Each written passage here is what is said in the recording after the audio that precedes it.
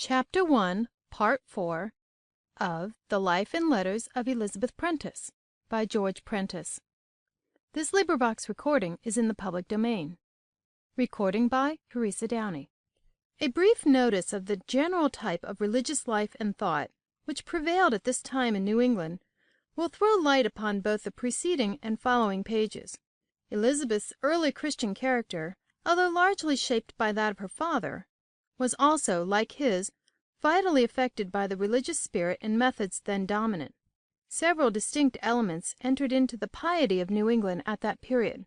There was, first of all, the old Puritan element, which the Pilgrim Fathers and their immediate successors brought with them from the mother country, and which had been nourished by the writings of the great Puritan divines of the 17th century, such as Baxter, Howell, Bunyan, Owen, Matthew Henry, and Flavel, by the Imitation of Christ, and Bishop Taylor's Holy Living and Dying, and by such writers as Doddridge, Watts, and Jonathan Edwards of the last century. This lay at the foundation of the whole structure, giving it strength, solidity, earnestness, and power. But it was modified by the so-called evangelical element, which marked large sections of the Church of England and most of the dissenting bodies in Great Britain during the last half of the 18th and the early part of the 19th century. The writings of John Newton, Richard Cecil, Hannah More, Thomas Scott, Cowper, Wilberforce, Leigh Richmond, John Foster, Andrew Fuller, and Robert Hall, not to mention others, were widely circulated in New England and had great influence in its pulpits and its Christian homes. Their admirable spirit infused itself into thousands of lives, and helped in many ways to improve the general tone both of theological and devotional sentiment. But another element still was the new evangelical spirit, which inaugurated and still informs those great movements of Christian benevolence, both at home and abroad, that are the glory of the age. Dr. Pazin's ministry began just before the formation of the American Board of Commissioners for Foreign Missions, and before his death mission work had come to be regarded as quite essential to the piety and prosperity of the Church. The lives of Daniel Brainerd, Henry Martyn, Harriet Newell, and others like them were household books. Nor should the revival elements be omitted in enumerating the forces that then shaped the piety and religious thought of New England. The growth of the Church and the advancement of the cause of Christ were regarded as inseparable from this influence. A revival was the constant object of prayer and effort on the part of earnest pastors and of the more devout among the people. Far more stress was laid upon special seasons and measures of spiritual interest and activity than now, less upon Christian nurture as a means of grace, and upon the steady, normal development of church life. Many of the most eminent, devoted, and useful servants of Christ, whose names during the last half century have adorned the annals of American faith and zeal, owed their conversion, or if not their conversion, some of their noblest and strongest Christian impulses, to revivals of religion. To all these should perhaps be added another element, namely that of the new spirit of reform and the new ethical tone which, during the third and fourth decades of this century especially, wrought with such power in New England. Of this influence, and of the philanthropic idea that inspired it, Dr. Channing may be regarded as the most eminent representative. It brought to the front the humanity and moral teaching of Christ, as at once the pattern and rule of all true progress, whether individual or social, and it was widely felt, even where it was not distinctly recognized or understood.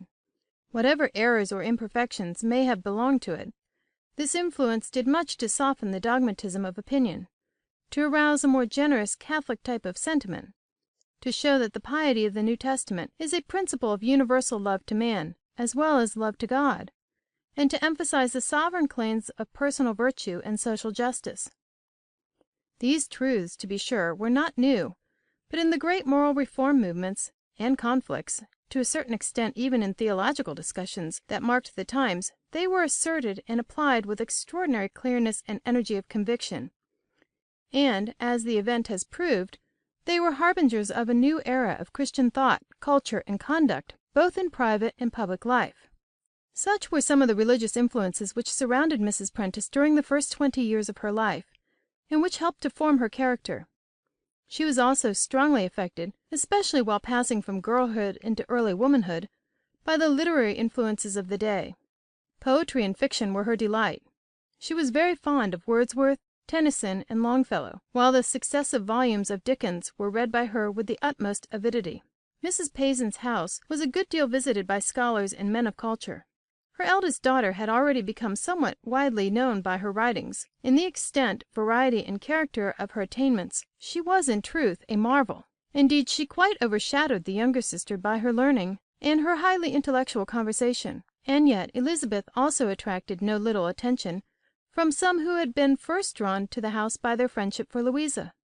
Among her warmest admirers was Mr. John Neal, then well known as a man of letters.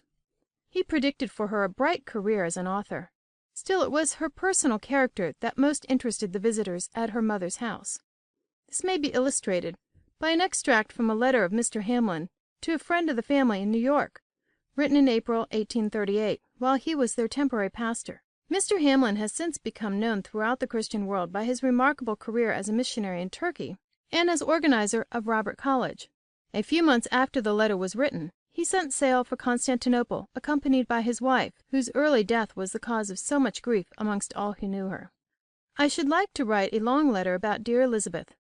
I have seen her more since Louisa left, and I love her more. She has a peculiar charm for me. I think she has a quick and excellent judgment, refined sensibilities, and an instinctive perception of what is fit and proper. It seems to me there is a great deal of purity, of the spirituelle, about her feelings. But I cannot tell you exactly what it is that makes me think so highly of her.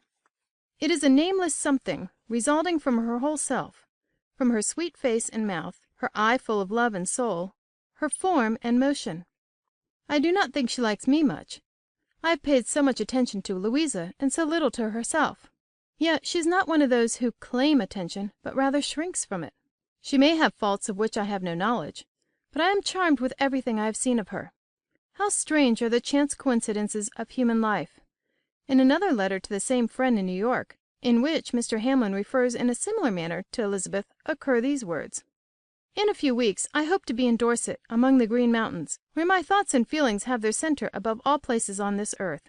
I wish you could be present at my wedding, there on the 3rd of September."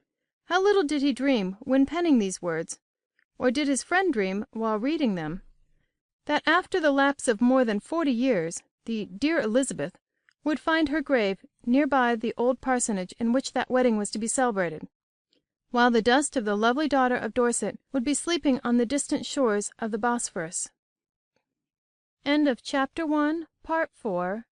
Of the Life and Letters of Elizabeth Prentiss, by George Prentiss. Recording by Teresa Downey.